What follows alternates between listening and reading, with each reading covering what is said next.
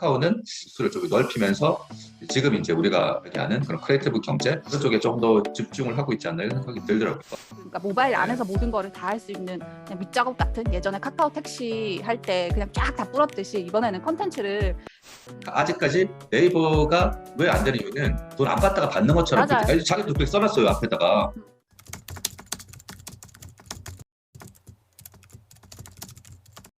안녕하세요. 안녕하세요. 네, 진짜 네, 2주 만입니다. 네, 네. 어떻게 지내셨어요? 저 뭐 여기 이제 제가 학교 다니는 건 아니지만 학교 개강을 해서 음, 특히 미국은 이제 9월 달에 뭐 일 이슈들이 많거든요. 네. 돌아다니기도 하고 네, 일도 음, 하고 그러고 있죠. 네. 코로나 잘 이겨내면서 코로나 아예 없어지기는 쉽지 않아서 그쵸. 네, 그러니까 조심하면서 지내는 수밖에 예, 없을 거 가지고. 그래도 저희는 또 일상을 해야 되고, 저희가 이제 조금 쉬었으니까 미디어 네, 톡을 네, 기다리시는 많은 분들이 네, 계실 거예요. 그분들에게, 그렇죠. 그쵸. 예, 저희의 웃는 예, 모습도 한번 보여드리고. 예, 네, 이제 위클리로 이렇게 진행을 하다 보니 중요한 사안은 얼추 짚어가는 것 같아요. 그리고 한국 같은 경우는 워낙에 예, 언론중재법 개정안이 한 몇 달 동안 계속 언론계 안팎에서 이제 논란과 여러 가지 이슈를 뽑아내고 있고, 지금도 계속 ING 상황이어가지고 저희가 어떤 걸 해볼까 하다가 이제 양대 포털이 콘텐츠 구독 플랫폼을 좀 리뉴얼하고 또 새롭게 런칭을 하고 이런 예. 시점이어가지고, 거기에 대해서 저희가 한번 짚고 넘어가 보면 좋겠다. 네이버 같은 경우는 저희가 프리미엄 콘텐츠 관련해가지고 한 달 시점에서 조금 여러 가지를 짚어봤고, 또 한 기자님이 그 당시에 구독 미디어의 전략 같은 것들을 워낙 상세하게 얘기해 주셔가지고 그거를 참고해보면 좋을 것 같긴 한데, 이번에 이제 카카오톡 안에 들어가는 그러한 컨텐츠를 시범적으로 하다가 본격적으로 론칭을 했는데, 새로운 카카오부터 한번 얘기를 해주실까요? 카카오 뷰라고 하는 건데. 일단은 카카오 뷰는 뭐 기존의 카카오 뉴스 개편하면서 사실 예전에 뭐 샵 기능으로 해서 기존 언론사들이 많이 들어와 있었잖아요. 오픈해서 그걸 좀 확대해가지고 그 옛날에 이제 페이스북 뉴스 피드처럼 뭐 다양한 주제나 다양한 그 크리에이터들이 다 이제 참여할 수 있는 한 3천 개 정도로 그 소재가 늘어났다고 하더라고요. 볼 수 있는 자기 관심 있는 뭐 생활, 뭐 음악, 뭐 쿠킹 뭐 이래서 좀 의미가 있는 건 사실 이제 PC 기반은 아예 개발 안 하고 모바일 쪽으로만 이제 개발하는 거죠. 기존 언론사 입장에서는 좀 불만들이 있을 것 같아요. 언론사가 처음에 카카오의 이제 샵 기능으로 이제 들어가는 이제 뉴스 이유가 PC 기반의 뉴스 검색에서 사실 모바일로 확실히 넘어왔잖아요. 이제 코로나 이제 바이러스 전국으로 오면서 이제 완전한 모바일 대세를 가져고 있는 상황에서 이렇게 되면 이제 기존 언론사들이 이제 제공하는 콘텐츠들의 노출 빈도가 훨씬 줄어들 수밖에 없는 거죠. 그 대신 소비자 입장에서는 자기가 원하는 뭐 이게 꼭 기존 언론사가 아니더라도 원하는 이제 콘텐츠를 제공하는 크리에이터들, 인플루언서들의 콘텐츠를 이제 바로바로 받아볼 수 있고 상단에 또 노출시킬 수 있는 부분이 있어서 그러니까 언론사의 이제 질서대로 따라가지 않는 부분들이 있죠. 그래서 아직은 뭐 서비스한 지 얼마 안 됐고 물론 이제 그 중에 또 괜찮은 것들 이제 모아서 이제 구독 서비스로 이제 구독 서비스로 확대를 하겠다고 하는 전략인데 네이버랑 비교를 해보면 네이버도 애초에는 기존 언론을 좀 배제한 뒤에 새로운 그 구독판을 짜겠다고 시작했던 걸로 알고 있어요. 근데 지금은 조금 여러 가지 이유로 아마 그 기존 미디어들이 많이 들어와 있는 거고 뭐 그것도 잘 안 되니까 확대를 하겠다고 하는 거죠. 근데 카카오는 수를 좀 넓히면서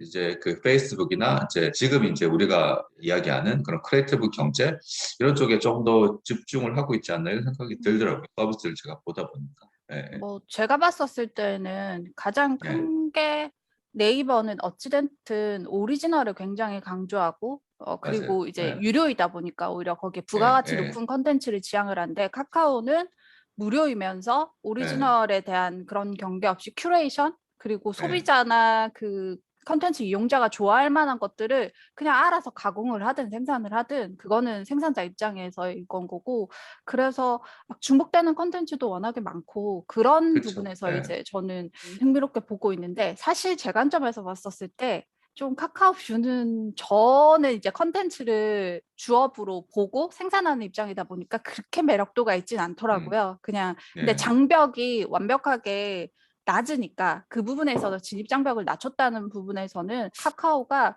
진짜로 컨텐츠 크리에이터들을 끌어들이려고 그냥 아예 그냥 전략적으로 그냥 다 판을 깔아놓는 그런 느낌이어서 모바일 네. 안에서 모든 거를 다 할 수 있는 그냥 밑작업 같은, 예전에 카카오 택시 할 때 그냥 쫙 다 뿌렸듯이 이번에는 컨텐츠를 다음이든 뭐 네이버든 어쨌든 PC 말고 그냥 톡 안에서 우리가 모든 걸 다 해줄게. 너는 페이스북도 가지 말고 여기서 다 해. 약간 그런 느낌이어서 예, 오히려 우리가 그 카카오의 노림수에 또 이용되려나 뭐 이런 생각도 들기도 하고 그렇던데. 예.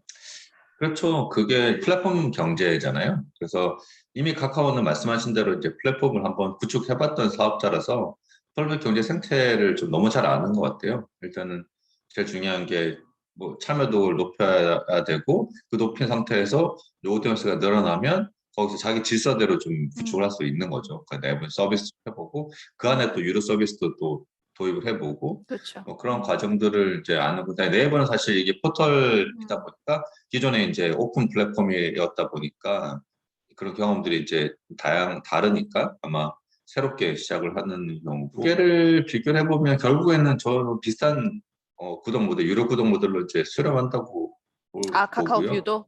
예, 예. 예, 예. 예.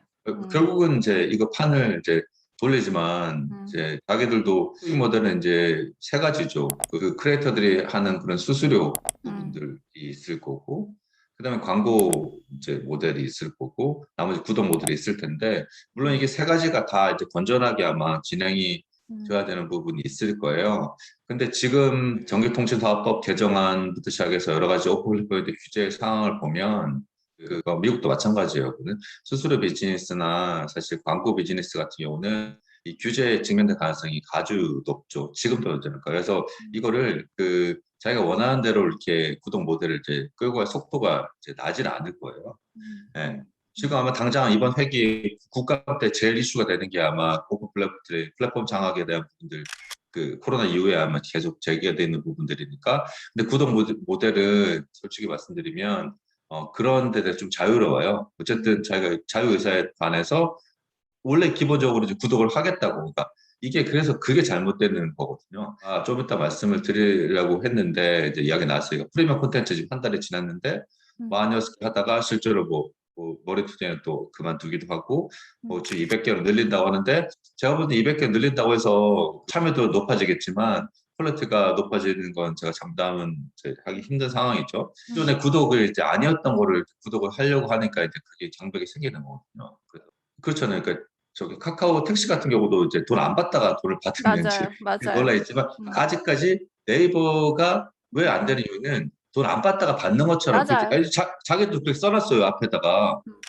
내가 그 좀 유심히 읽어봤는데 프리미엄 콘텐츠도 이렇게 보면 뭐 기존에 이제 돈을 뭐 안 내고 보던 거를 이제 그러니까 콘텐츠 가치에 대해서 써놨어요. 공급자적인 마인드거든요. 나는 내가 쓰는 콘텐츠 항상 가치가 있기 때문에 어느 정도 보상을 받으려고, 그게 회사든 아니면 밖에서든. 근데 이건 보는 사람 입장에서는 사실 내가 보고 가치가 발생을 시키는 그게 중요한 건데, 예, 뭐 그런 차이들이 있기 때문에 아마 아예 새로운 쪽으로 구독 쪽으로 이제 구독을 차라리 SKT처럼 티월드처럼 없던 거를 그냥 뜩 만들어서 구독을 던지면 그건 성공 가능성이 있죠, 규제는. 그래서 뭐 결론적으로 말씀드리면 이게 결국은 구독 서비스 쪽으로 이제 몰리게 될 거라는 생각이 드는데, 이제 저희는 뭐 여러 가지 구독 서비스들이 다양하게 있지만 미디어 구독은 어떻게 될 거냐 했을 때, 조금 미디어 쪽에 좀 집중을 하는 사업자가 어디냐 했을 때, 뭐 아무래도 뭐 네이버가 좀 더 가깝겠죠. 미디어 쪽만 또 따로 묶어서 상품부터 구성하고 뭐 이런 쪽으로 될 것 같긴 한데, 결론은 둘 다 구독 서비스 쪽으로는 갈 것 같다. 상품 구성은 어떻게 할지는 모르겠지만 뭐 그런 상황이죠. 네.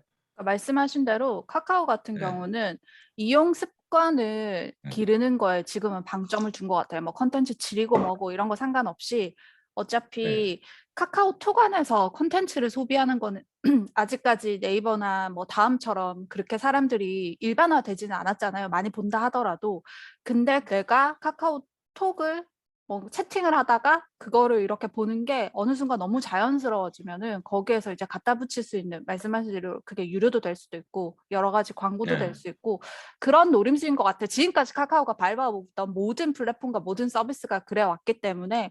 그리고 네이버 같은 경우는 진짜로 저도 한 기자님 의견에 100% 동의를 하는 게, 이게 어느 날 갑자기 띡 유료로 생겼잖아요. 쇼핑처럼 오픈 플랫폼을 지향한다라고 하는데, 쇼핑은 원래 살려고 들어가는 사람들한테 최저가라든지 뭔가의 서비스를 주고 너 이거 사봐 이거 사봐 이랬는데, 컨텐츠는 그렇지는 않잖아요. 워낙 대체 가능한 것들이 많아서 그런 부분에 있어서 네이버 프리미엄 콘텐츠가 과연 프리미엄인 건지도 잘 모르겠는데, 지금 계속 베타 테스트 기간이 길어지는 거 보니 이렇게 네. 예상보다는 조금 떨어지지 않나 그런 생각을 하고. 그리고 이제 미디어 쪽 종사자이시니까 더 잘 아시겠지만, 선수들 있잖아요. 소위 말하는 컨텐츠로 돈을 버는 뉴스 컨텐츠 사업자들한테는 워낙에 그 ROI가 조금 안 나온다라고 얘기는 하더라고요. 네이버 같은 경우는. 구독 경제나 이런 부분은 개인화되는 그런 아기자기한 맛도 좀 있어야 되고 1대1 그런 커뮤니케이션의 어떤 그 맛도 있어야 되는데, 네이버 프리미엄 컨텐츠 같은 경우는 해보신 분들은 그걸 쓰는 거에 좀 너무 이렇게 딱 틀에 박혀 있다? 그런 얘기도 좀 하시더라고요. 뭐 네이버도 고민이 많을 것 같아요. 결국에는 볼륨도 높여야 되고 음, 말씀하신 대로 참여 그 음, 언론사들, 미디어들의 기본적인, 그러니까 그 최저 이제 생계비 수준의 수익을 이제, 이게 뭐 용어도 있거든요. 그러니까 미국은 이제 워낙 크리에이터 경제가 또 확대되다 보니까 이제 최저 생계비를 이제 이쪽에서 이제 영어로 보면 기익스 노동자라고 하죠. 플랫폼 노동자라고 하는데, 여기 보장해줘야 한다는 논리들도 여기도 적용되고 있어요. 크리에이터들한테도. 그래서 그래야 이제 양질의 콘텐츠가 나오니까, 나 작가들 배고플 때 뭐 어떤 이제, 근데 그게 전제는 뭐냐면 새로운 콘텐츠를 만드는 사람들이란 이야기거든요. 근데 지금 조금 다르죠. 그러니까 미국에서 이제 되게 유명한 이제 그 크리에이터 경제 이제 그 구루라고 불리는, 요즘에 이제 어린 젊은 이제 그 어디였다, 리진이라는 여자 친구가 있어요. 리진.